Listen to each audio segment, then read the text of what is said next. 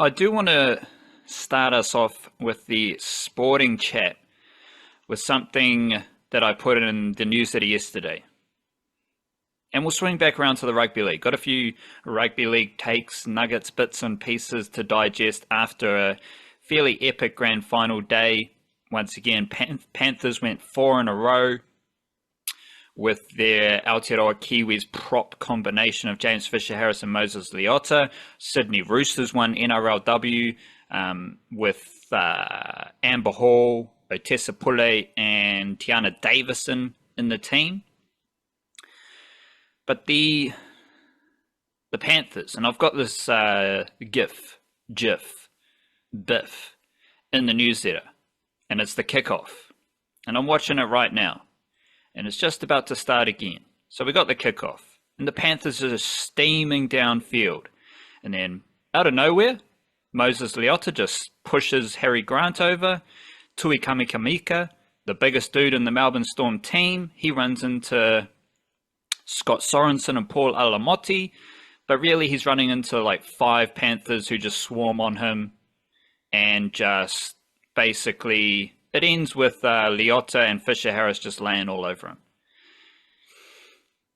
And I was like, that's how you start a grand final. Like, Harry Grant's a nice dude, Moses Leota's a nice dude, but he starts the grand final just shoving Harry Grant to the floor, and then the biggest Storm forward on the field, Tui Kamikamica, just gets smashed. And it's just like, that's what it is. That's the Panthers.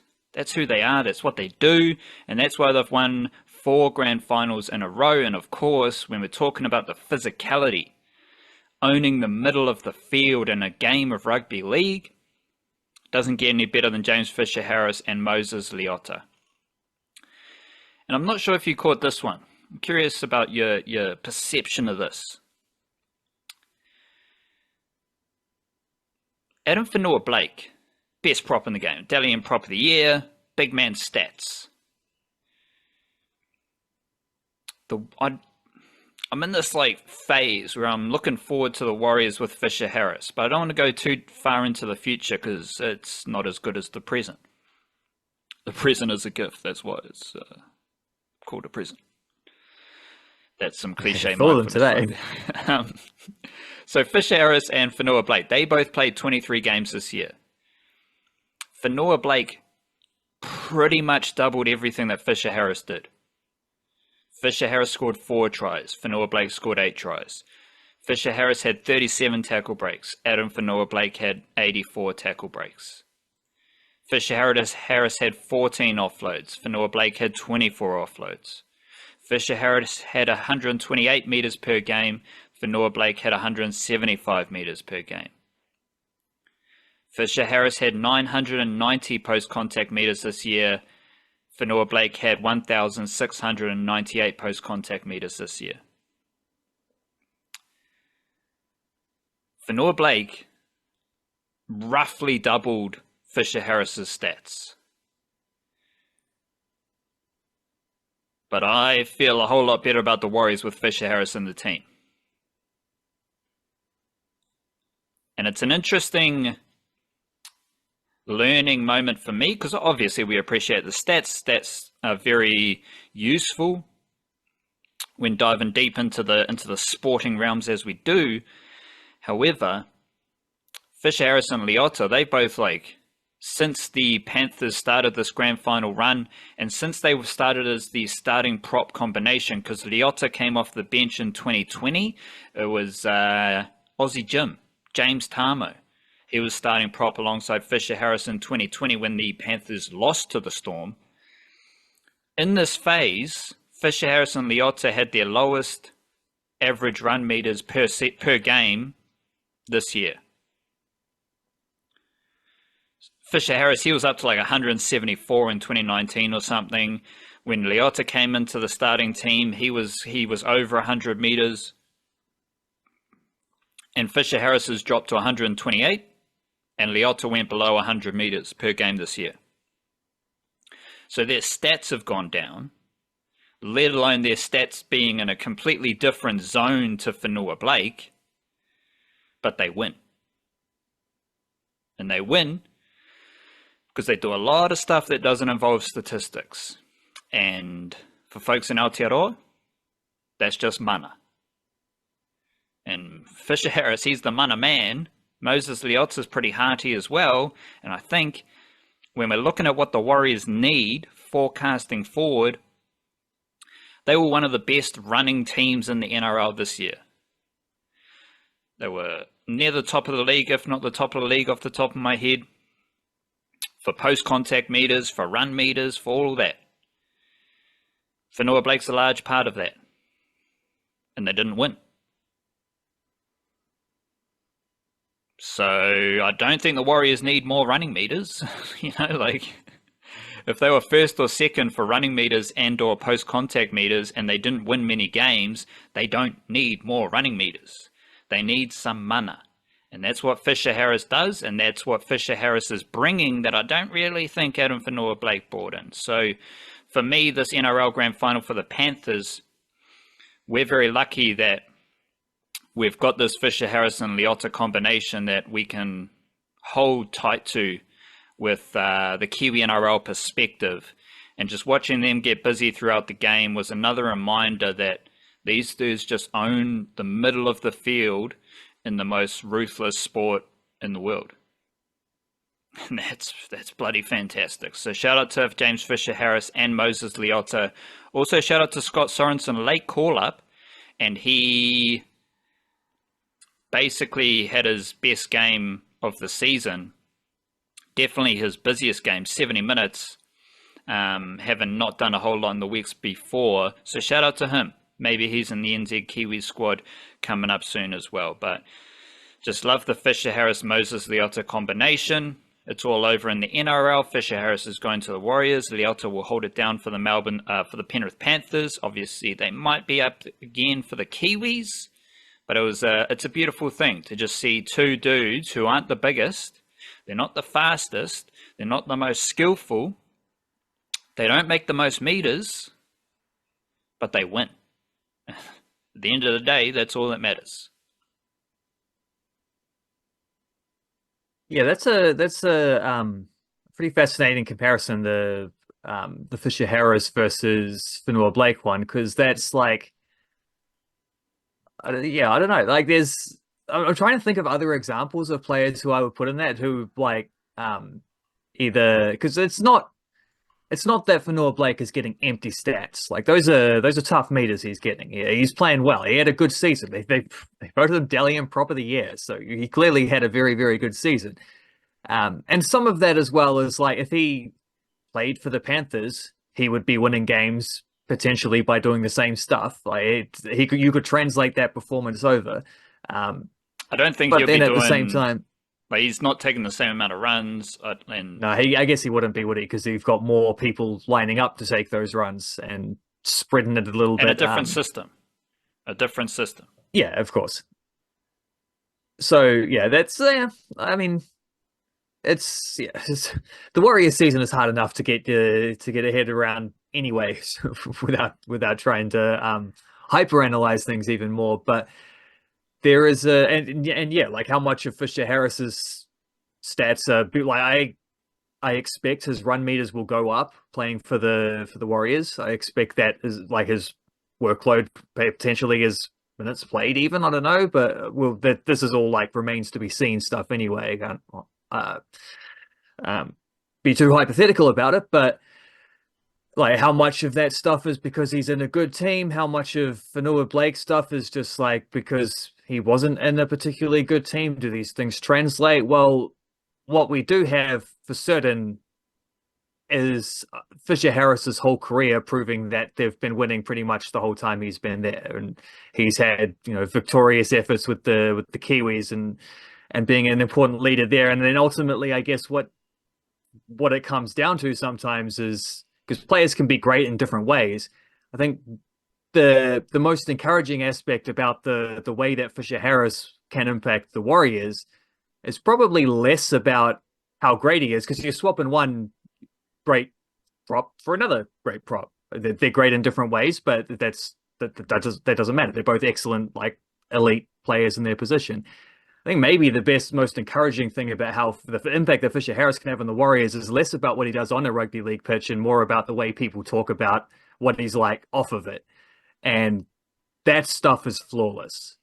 Like no one critiques him. Everyone loves him. Everyone adores not just sort of his leadership on the pitch, but his leadership off the pitch and all these things. And you can see that pretty clearly just in the fact that the Penrith Panthers were willing to grant him the release to go to the Warriors in the first place.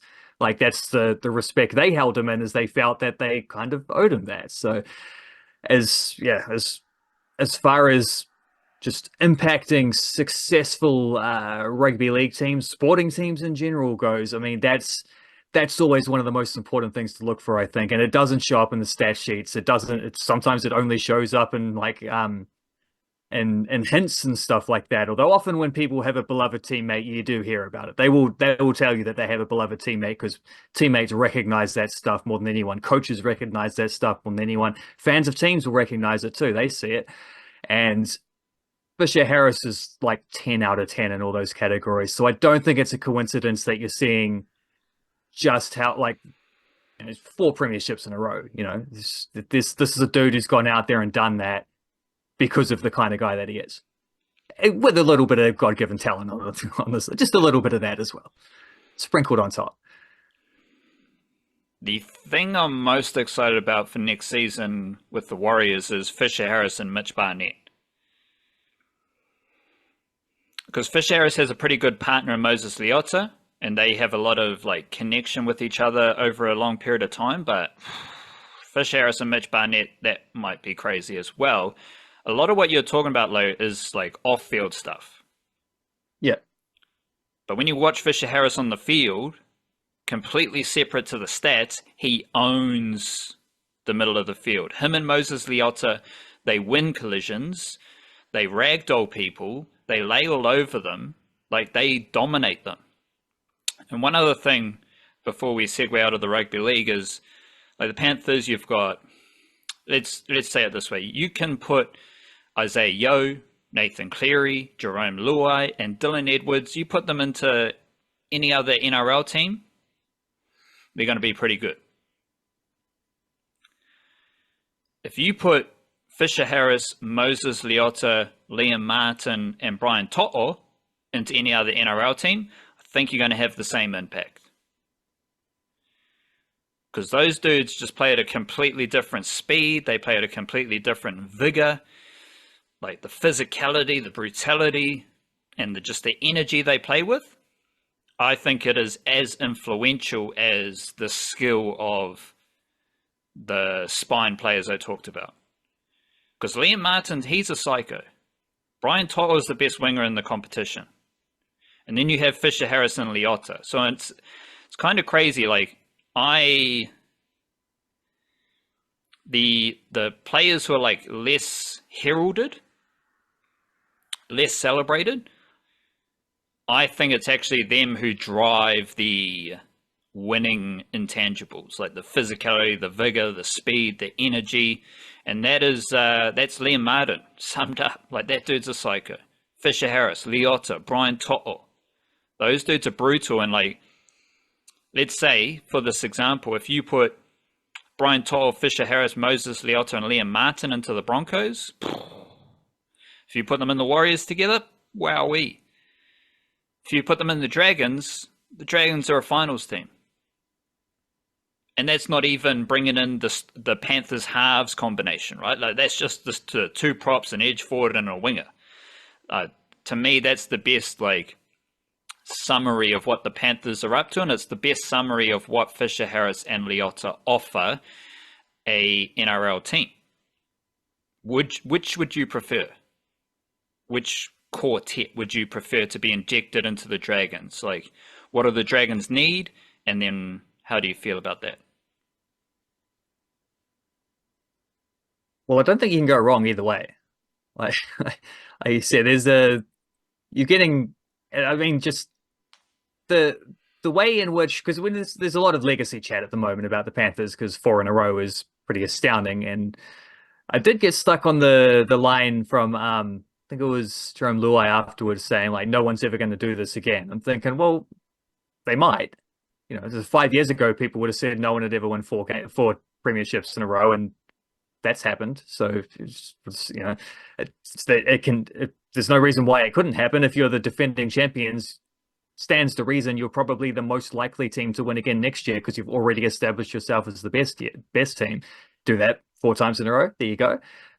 But of course, it is extremely rare, and it is an incredible accomplishment. And I think the most amazing part of the accomplishment, I would suggest, is the way, just the depth throughout that squad. Because there's been they've had a few guys who have left throughout this. I'm thinking Kickow and Crichton and some of these fellas who have disappeared to other teams within this run.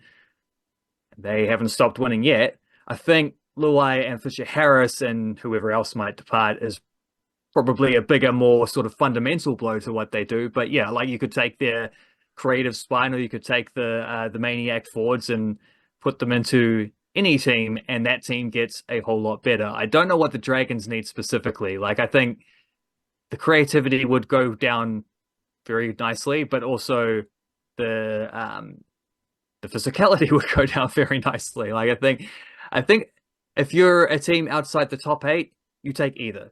It doesn't really matter, because you don't, by virtue of being a team outside the top 8, you probably don't have either of those things right now. So you're improving your side regardless. So only the other teams in the top 8 you could say well, we have a strength in this area, so we can afford to pick apart on that side or whatever. But yeah, and the depth in that squad is unbelievable. The way they put that roster together like that, and then maintained it for how long as they have, and just the level of the lack of complacency, I think, as well throughout that. The way they were ripping and tearing in their fifth grand final in a row, but on the way to their 4th successful grand final, this just as much, if not even more, than the first championship they got. These things are incredible. And yeah, I mean, I would like to see what they look like without James Fisher Harris, to see how much of it, how influential he was on that. But these are future things. So I think it's probably fair just to respect the accomplishments that we've just witnessed, kind of thing, first. But yeah, to answer the actual question, the Dragons would take either of those. They would take one of those 8 players that you mentioned, and it would be a significant improvement. The Warriors did get one of those players, so the Warriors did get Fisher Harris, but I think the Warriors they need the class more. They need Yeo, Cleary, Luai, and Dylan Edwards. Because I think Nathan Cleary's much better than Sean Johnson. And I think... Well, he is now, certainly. And I think the Warriors, they do have aggressive forwards. They do have players who can become a little bit rugby league psychotic.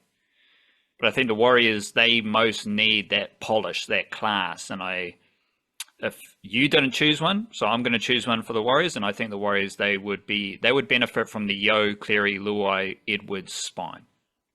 But while we're on the topic, I'm just going to freestyle a bit off the top here, because you were talking about the Panthers' depth, and I have been thinking a little bit about the Panthers' pipeline they've got going, because they, the way their pipeline development farm is set up, they're one of the teams that don't necessarily recruit from Aotearoa the most.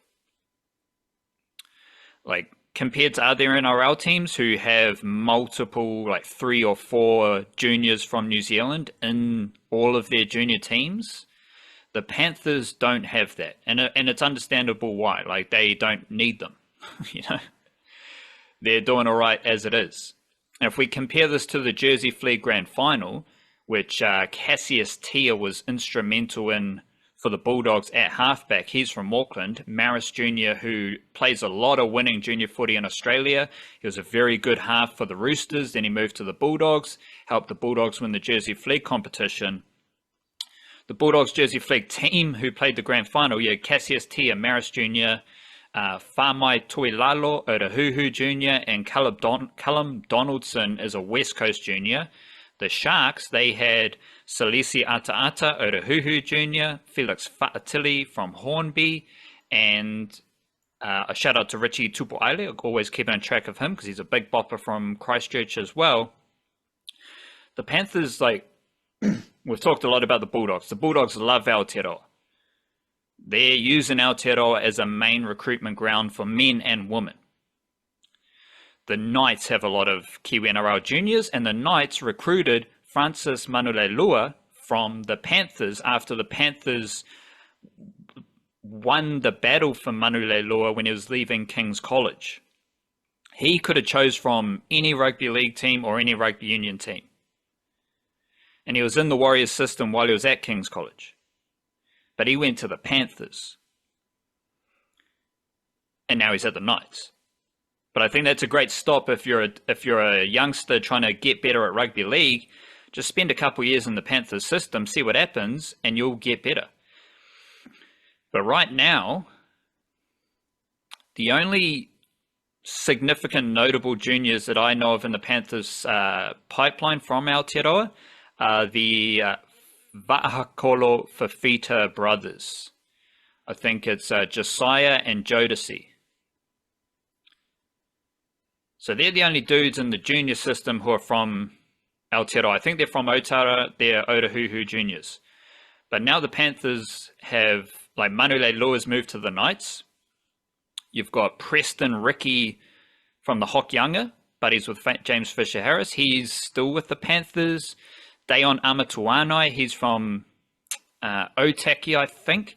He's still with the Panthers. So you got those lads who are in the New South Wales Cup mix. But you don't have a lot of juniors right now with Manulelua departing from Aotearoa. And I'm curious to see what happens early next year. Like, are the Panthers still recruiting from New Zealand? Because if their recruitment from New Zealand goes down, while other NRL clubs are all going up with their Kiwi-NRL recruitment, that tells me that the Panthers don't need it. Like, their system is so good that they don't necessarily need to fill it up with players from New Zealand, because every other NRL team is filling up their system with players from New Zealand. I want more Kiwi-NRL juniors at the Panthers because it's the best system. It's the most interesting place for Kiwi-NRL juniors to go. But it is a very interesting moment because the number of Kiwi-NRL juniors in the Panthers system is decreasing, now updated with a very good player, Francis Manulelua, from Papatoetoe and King's College. Now he's going to the Knights. And the Knights have heaps of Kiwi-NRL juniors, like 10 times as many as the Panthers do. Righto. Let's just react to the Kiwis and Kiwi Ferns squads that have been named. Apparently, Tonga were going to name their squad at 11 a.m. It is now 11:15, and we don't have a Tonga squad, so we can't talk about Tonga at the moment. But Kiwi Ferns, we've got all 5 players from the grand final, as well as Maya Hilmawana, who dropped out of the top 17 for the Roosters en route to the grand final. So that means Amber Hall, Tiana Davison, Otessa Pule for the Roosters, Maya Hilmawana as well, Anessa Biddle and Brooke Anderson. They're all there. We've got Mackenzie Wiki. She wasn't in the team last year, so she's been called up this year. Fantastic centre, obviously the daughter of Ruben Wiki, playing for the Canberra Raiders. And this means that the Kiwi Ferns have Abigail Roach, Anessa Biddle, Leanne Tofunga, Mackenzie Wiki, Mele Hofunga, and Shanice Parker. There's 6 of the best centres in the NRLW, and they're all in the same Kiwi Ferns squad, so that's awesome to see. No Racine McGregor at halfback. She announced that she wasn't going to be part of the campaign, so that's all right, all good. But we've got Tyler King. She's in the mix for a half spot. We've got Ash Quinlan is in the mix for a half spot. And Gail Broughton. So that's lovely halves depth for the Kiwi Ferns, Alexis Taueniai. She's in the squad, most dominant young player in NRLW. She's from Wellington, so good to see her get called up to the Kiwi Ferns. I think she was injured at the end of last season, so she missed out then. I need to learn about Brooke Talataina. She's from the Tigers, didn't have her in the NRL Wahine mixer, so she's there now. Otherwise, everyone else has been there before by the looks of it, and it's just a good squad.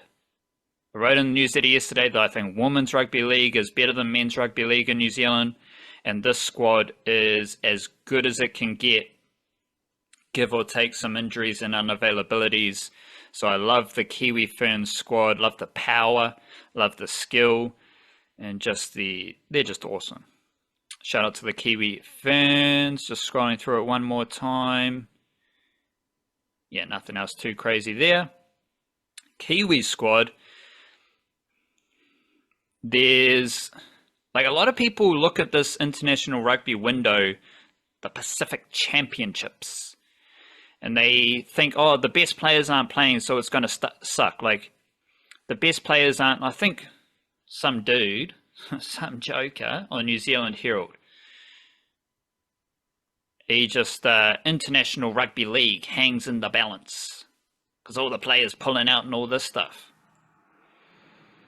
No, this is what makes it awesome. We're seeing dudes come from nowhere to play international rugby league. And the Kiwis squad features Casey McLean and Trent Toilau, both from the Panthers. I'd heard about Casey McLean having connections to Aotearoa. Basically, it's like they've got a Māori parent or they've got a parent from New Zealand.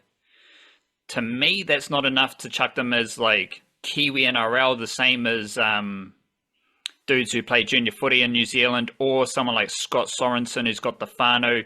I think his uncle's played for the Kiwis and so on. But you hear about these dudes who might be connected. Until you see it, you never really know. Because I mean, Kaio Weeks was selected in the Australian Prime Minister's 13, and he's got a Māori parent as well. So you can, like, Kalen Ponga actually lived in New Zealand and he's playing for Australia. So you can never really forecast what's going to happen with those type of characters. However, every year we get to learn about new characters for the Aotearoa Kiwis, and Casey McLean is pretty young and he cracked that Panthers team a few times this year, and he's a very exciting centre. So watch out for him. And Trent Toilau, I think he played a bit as a bench utility for the Panthers this year, but he's also might be in the mix for a half spot. There's, like, we're always going to have the Polynesians who can choose between Samoa, Tonga, Cook Islands, and New Zealand, of Fiji as well. That's always going to be in the mix, and like Moses Leota isn't in the squad, so he might pop up for Samoa. Anyone else might pop up for Samoa. Anyone else might pop up for Tonga. That's all good. Like, I'm not going to have any feelings about it, because at the end of the day, players do what they want. I do whatever the fuck I want to do. They do what they want to do. Like, it's all good. I'm not going to hate on someone for choosing Samoa or Tonga over the Kiwis. And I actually think some of the young Warriors might be in the mix for Samoa. Ali Leotawa, Jacob Laban, Zion Mai'uu. Obviously, I've said before, Leka Halasima is almost guaranteed to be selected for Tonga. Let me refresh this. Still not there. It's all good. But my point here is that the Kiwi, like Casey McLean and Trent Toilau, they've both kind of come through that Australian system. I think Trent Toilau has played for New South Wales. Casey McLean definitely has. That's why I wasn't really considering him, because he's playing like under-19s for New South Wales or whatever. So I didn't really put him in there. But now the Kiwis they are selecting good players from Australia. Like Casey McLean is a very good young rugby league player. And I know less about Trent Toilau, but if he's a youngster playing NRL for the Panthers, I think he's pretty good. Like that's not an easy task. We got two more Kiwis in the Panthers after all, huh? Yeah, there we go. But they're not recruited from Aotearoa. No. So like I'll never feel any type of way about players choosing Samoa or Tonga over New Zealand, or you never judge a player for choosing to play for New Zealand ahead of Samoa. Like whatever, it's a very fluid situation, the cultural diversity of New Zealand. But right now, this squad features two good young players who, to the best of my knowledge, spent a lot of time, if not their whole lives, in Australia. They have the allure of New South Wales origin footy. And essentially, Casey McLean and Trent Toilau have chosen New Zealand Kiwis over state of origin. That's pretty exciting for me, especially Casey McLean. Phoenix Crossland was in the mix. He was being talked about for a while, born in Wellington, but spent most of his life in Australia. And this is the fun thing. Like, we don't need the best players. Because the reality is, after a long NRL season, you're not going to get the best players.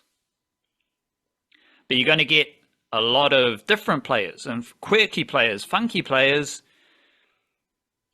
And they don't get, like, it's very exciting to have Casey McLean and Trent Toilau in the Kiwis squad.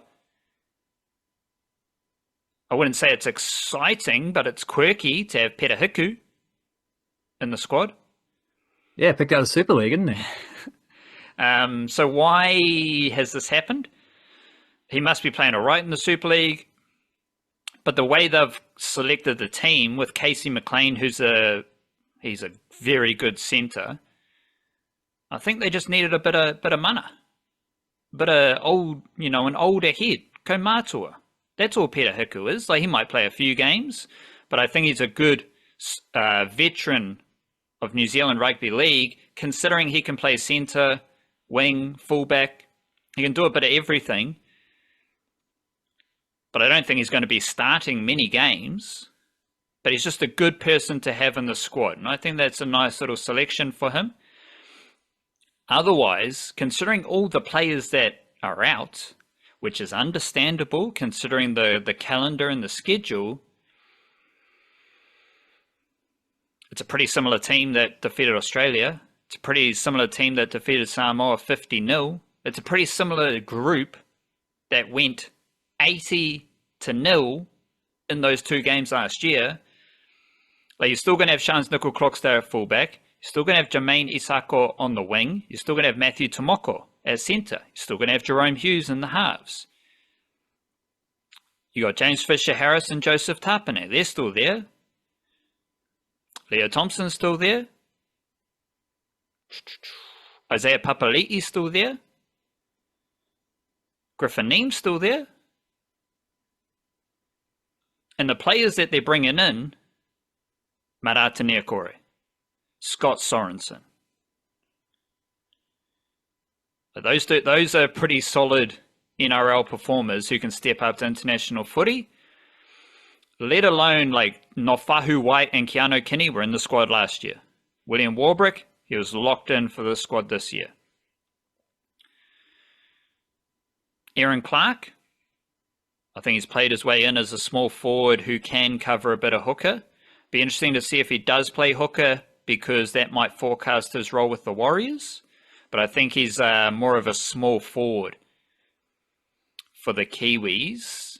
But he might be a good bench player, and I think that's his role for the Warriors next season, as a bench player, primarily playing small forward, little bit of hooker. Playmakers, we got Jerome Hughes, Cody Nikarima, Trent Toilau. You might get some Keanu Kinney action in the halves. They might just have Peta Hiku in the halves, number 6, alongside Jerome Hughes, just as a reliable veteran, but I don't think it's the most potent option. But it's just a solid international option to lock up an area of the field. I know, it's a cool squad. I'm going to have to learn. Going to have to learn about Casey McLean. Going to have to learn about Trent Toilau. I know a lot about the new players. We got Nofahu White, Will Warbrick, Jordan Ricky. I think he was in the 2019 squad, but he didn't end up playing. So, yes, the Broncos weren't great this year, but he's right there. He was there in 2019, and he's coming back around. He's about as high pedigree in New Zealand Rugby League Junior as there has been over the last 10 years, so he's always been on the radar. Keanu Kenny and Nofahu White are going to get a lot of game time from the squad last year. I think Will Warbrick might be a starting winger. I can see Aaron Clark getting a lot of game time. But as with Keanu Kenny and Nofahu White last year, the young players you don't know a lot about, they're just going to be squad members. They might get one game because they do play quite a few games, but they aren't going to be top 17 players for every game. So I wouldn't stress, like, Keanu Kenny and Nofahu White, they were in the development slots last year. So this year there's going to be players in that development slot. So I wouldn't stress too much about some of the kind of bottom tier squad selections, because they're just development roles and it's all good. Ultimately, I think it's a pretty good squad. Like, I'm not down on it. I think there's quirky elements for me to learn about, but considering that every international team, like, it isn't just a Kiwis thing, it's not just a Kangaroos thing, it's a Samoa, it's a Tonga thing. Every international team is dealing with the same adversity at the end of a rugby league season, and you just got to do the best you can, and I'm excited. Yeah, I'm looking at the New Zealand Herald's piece on it, and they mentioned that Moses Leota's got a shoulder issue or something like that. I don't know what that means. Often players do save little, like, touch-up surgeries until the end of the season, or it might just be something that needs rest. I don't know, but he's one of the several players that they've listed as being out through injury, along with Ronaldo Mulitalo, Dylan Brown, Kieran Foran, Leota, Brandon Smith, Jeremy Marshall-King, Britton Nakora, Kale Iro, Tamati Martin, plus Nelson Asafa Solomon is suspended, Joseph Manu headed to rugby union.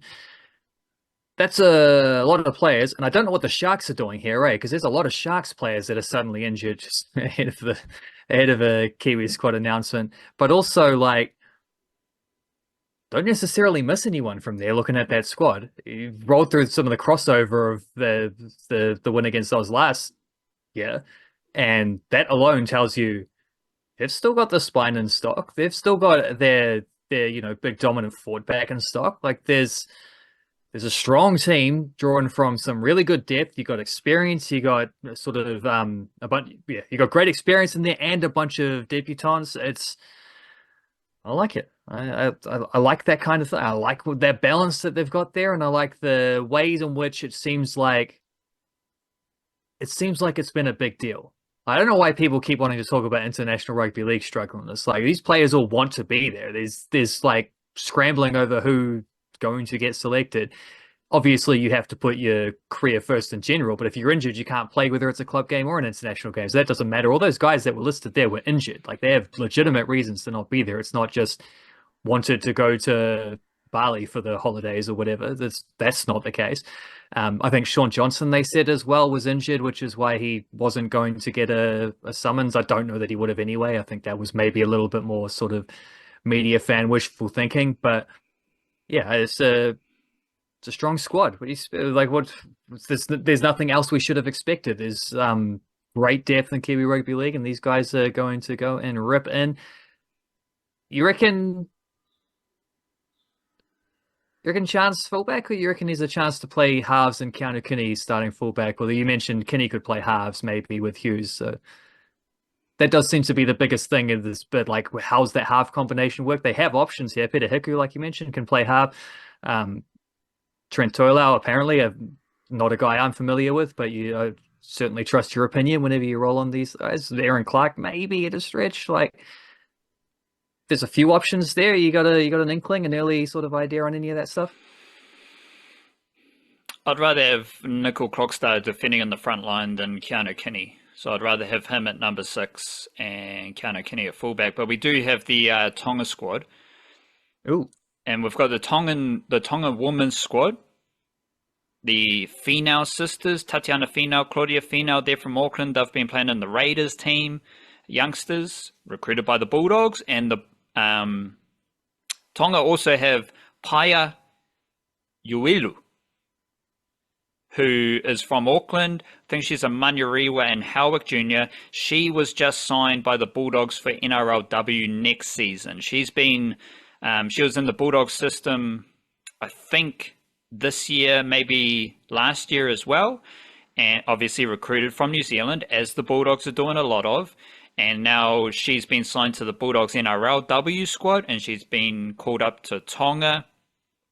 The Fotu Mawala sisters, Tuleo and Metanoia, they're in the squad. We've also got Shannon Muru is from Auckland.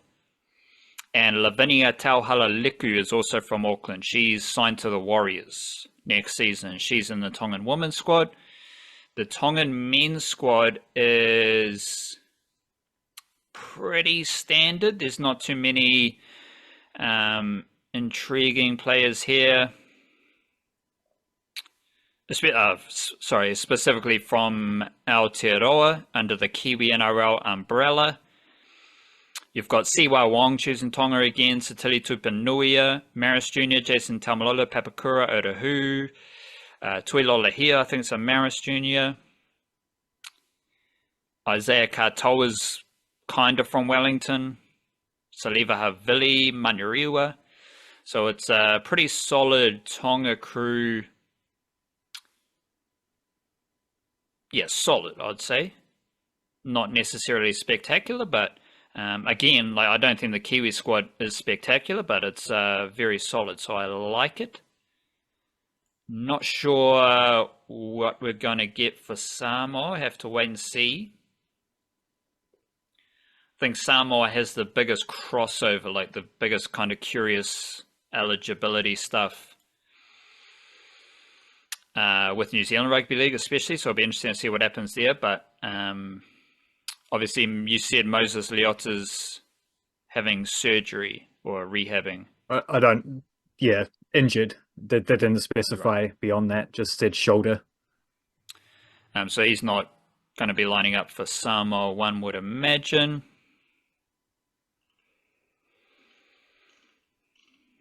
Yeah, I think it's... I kind of get the same vibe as last year. Like last year, Keanu Kinney and Ofahu White was selected, and when I broke it down, people didn't know who they were. And people were saying it's a shit squad because they don't know who these players were. And it's like, well, that's your fault. Like, it doesn't mean the squad's bad. It just means you don't necessarily know a lot about rugby league.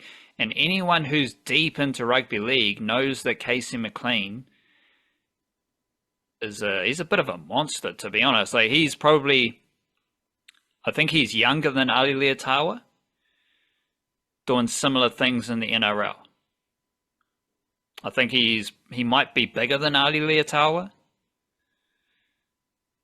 Like, it tells you about Casey McLean. Like, he's a very good player. And like, again, all you need to know about Casey McLean and Trent Toilau is the youngsters in the Panthers system who have played NRL this year. Like, they've developed in the Panthers system where they win 4 premierships in a row.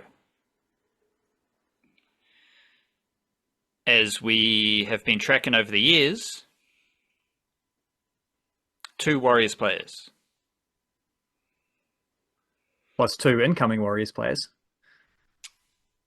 Yes, but for the point of my argument, we'll just settle for 2. There's 2 Warriors players, Nickel Clockstar and Marata Niokore. Last year, when the Kiwis won 2 games of rugby league by 80 points combined, there was 1 player from the Warriors, Shans Nickel Clockstar. So again, this tells you all you need to know. Like, the Warriors do not represent New Zealand Rugby League. New Zealand Rugby League represents New Zealand Rugby League. And it's evident in how young juniors from New Zealand have worked their way to the Kiwis. Keanu Kinney's a Kiwi-NRL junior. Nofahu White's a Kiwi-NRL junior. Warbrick came through.